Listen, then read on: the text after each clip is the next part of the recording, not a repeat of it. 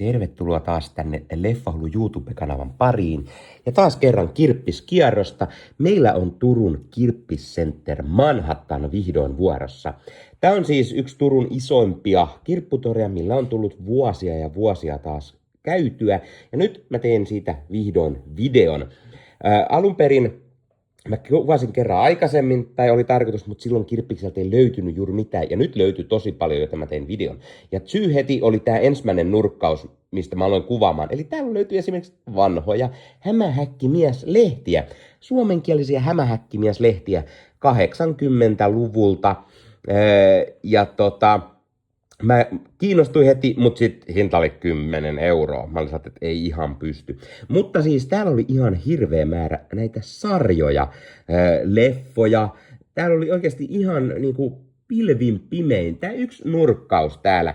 Eli kun tonne kirpputorille menee, niin heti ensimmäinen peränurkka oli aivan täynnä leffoja ja sarjoja. Ja sitten tässä kohtaa mä olin että okei, no nyt mun on pakko kuvata koko kirpputori ja näyttää mitä kaikkia leffoja sieltä löytyykään. Eli sitten tää lähtee vähän tää video täältä keskeltä kirpputoria, jos joku nyt vaikka on käynyt viime aikoina tai innostuu tästä käymään, niin tää on täällä vähän keskellä, mutta sitten mä palasin alkuun ja kuvasin myös uudestaan, että mitä kaikkea sieltä löytyi. Täällä oli todella paljon näitä lasten leffoja, tai siis piirrettyjä animaatioita. Jos jotakuta kiinnostaa, on muumeja ja on ristoräppääjää ja Disneyä ja Pixaria ja kaiken näköistä.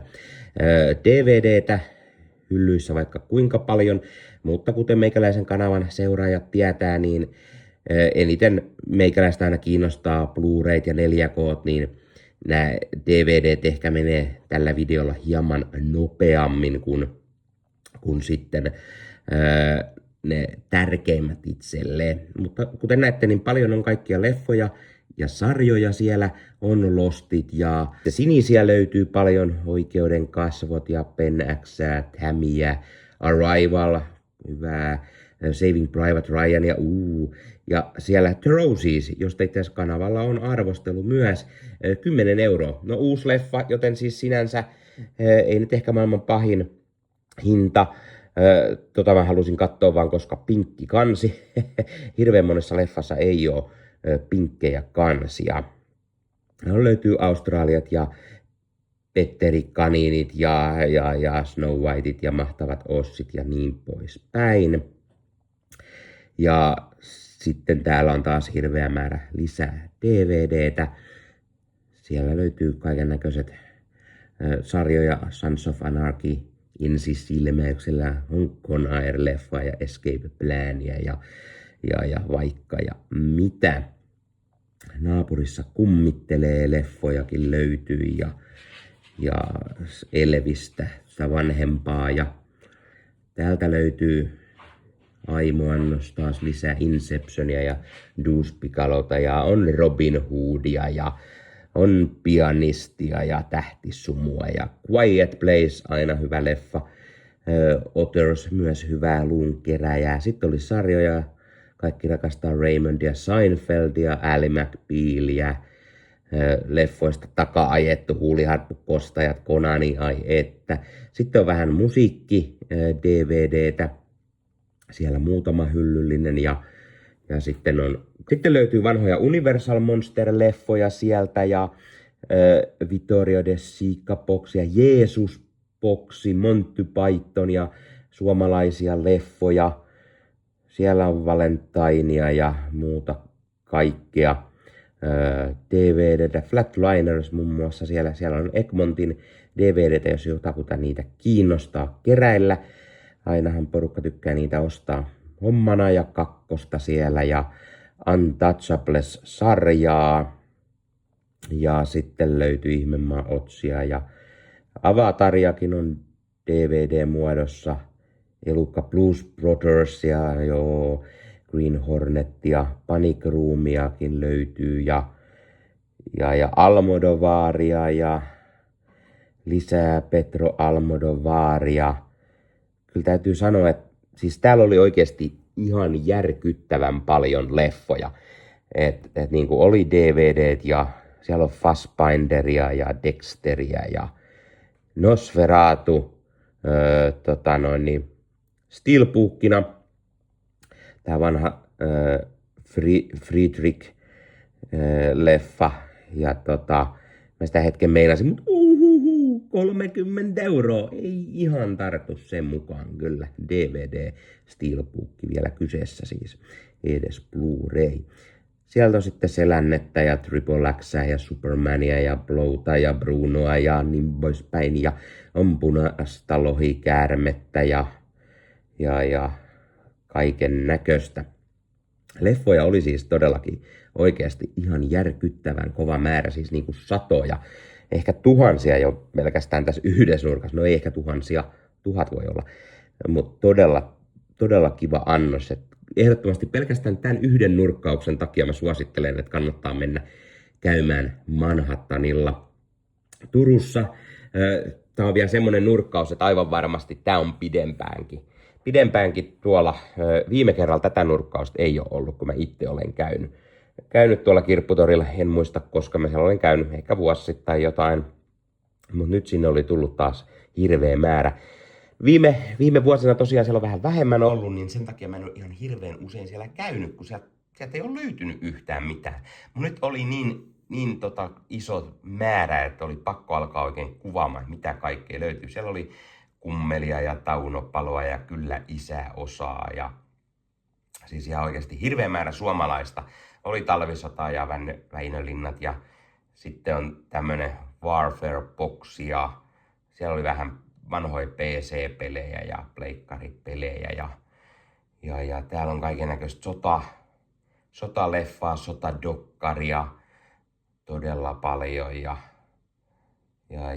sieltä löytyy vielä lisää DVDnä vaikka ja mitä, eli kyllä niinku oikeasti tätä määrää paljon siellä oli. Et varmasti monelle oikein aarreaitta.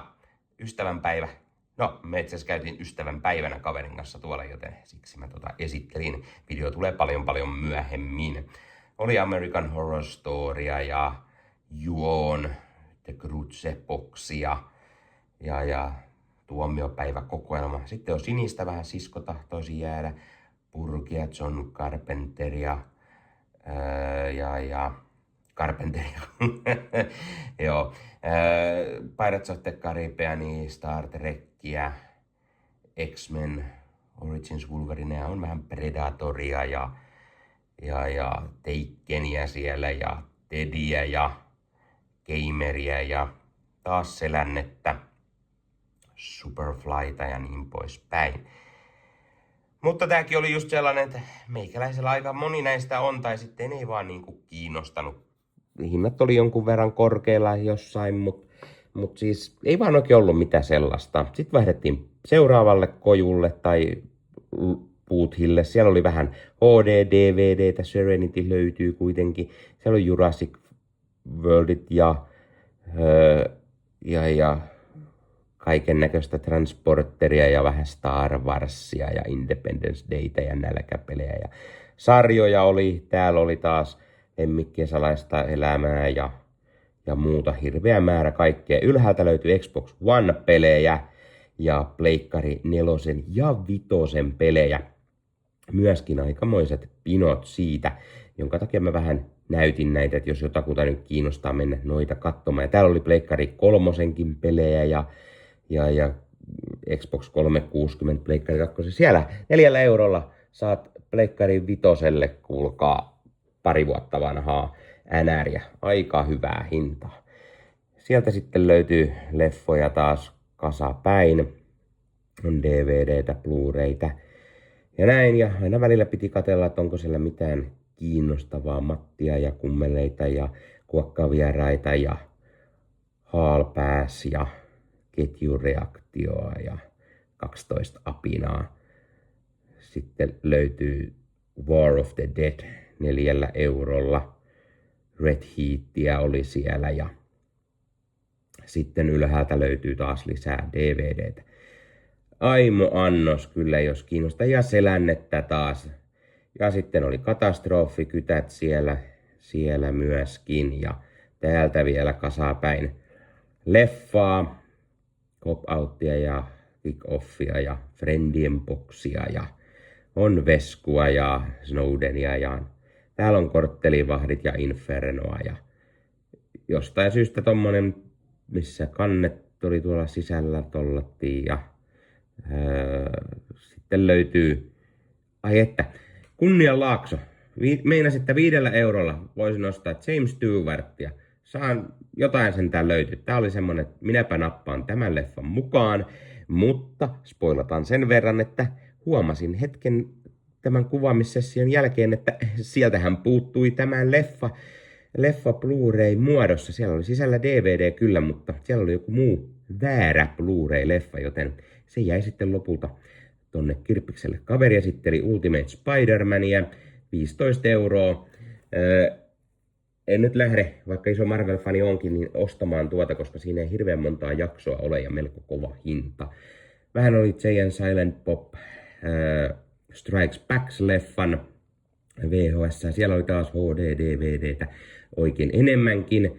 2 euroa kappale, ei huono hinta, jos joku haluaa kerätä tuota jo kuollutta formaattia hyllynsä. Sieltä löytyy sitten DVDtä ja taas Blu-rayta, on Leijona sydäntä ja Keinoja kaihtamatta, Reach Me, Mad Money, Getawaita, Gravityä, Gringoa, Fakiri.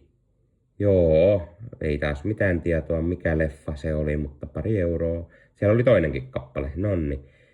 Pomokoa sieltä ja täällä oli taas hirveä määrä kaiken näköistä tuommoista perustusina kamaa.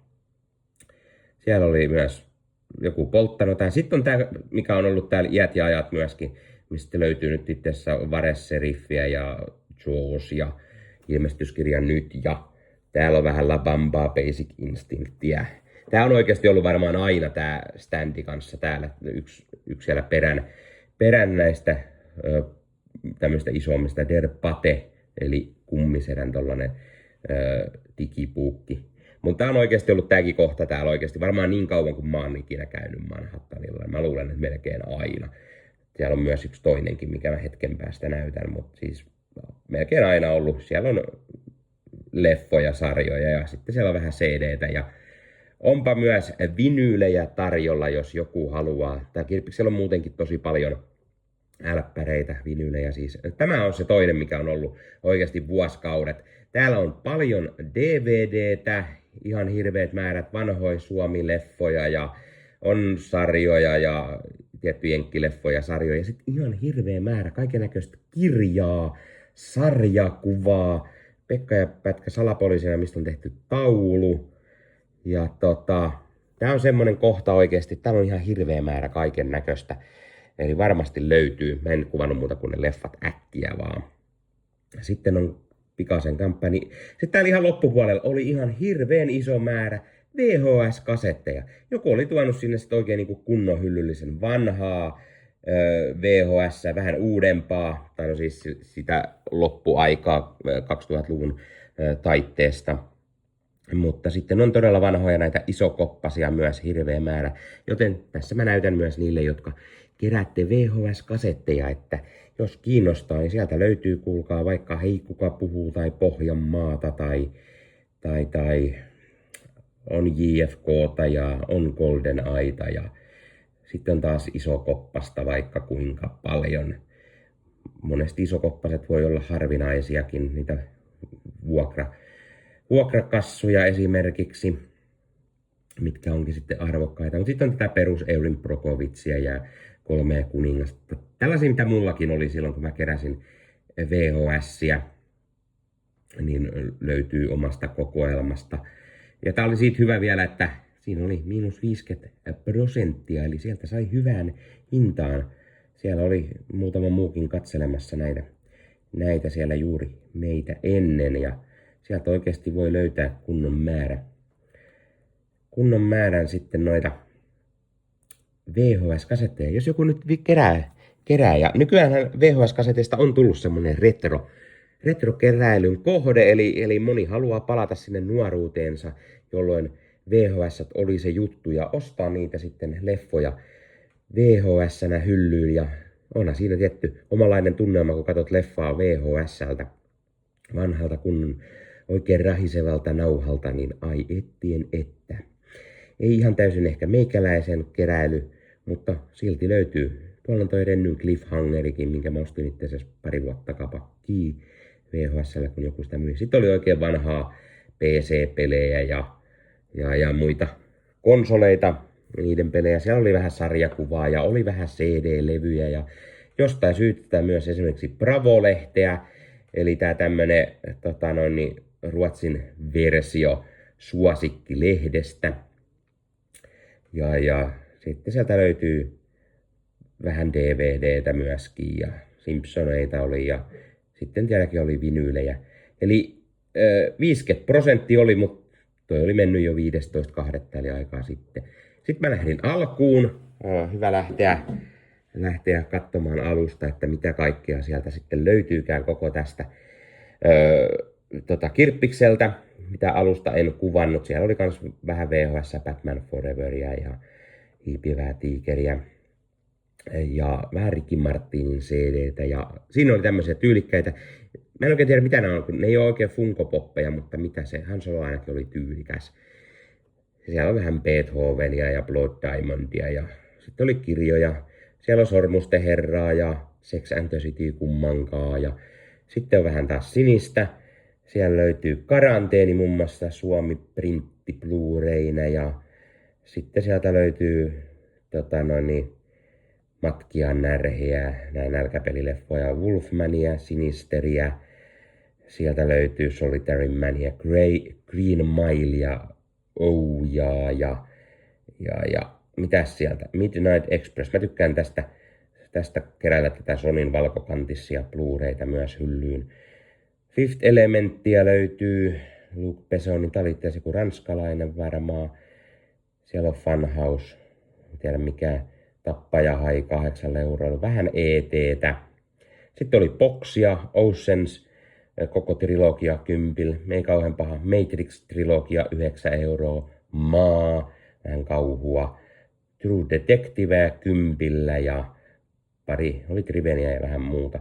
Ja tässä alhaalta löytyy lisää. Ja tämmönen kirppiskierros tällä kertaa. Hei, pistäkää peukkuun, jos tykkäsitte, pistäkää kanavatilaukseen, muistutuskellosta päälle. Ja totta kai, jos oot kanavan jäsen, niin nimi on jossain päin video. Kiitos kaikille kanavan jäsenille.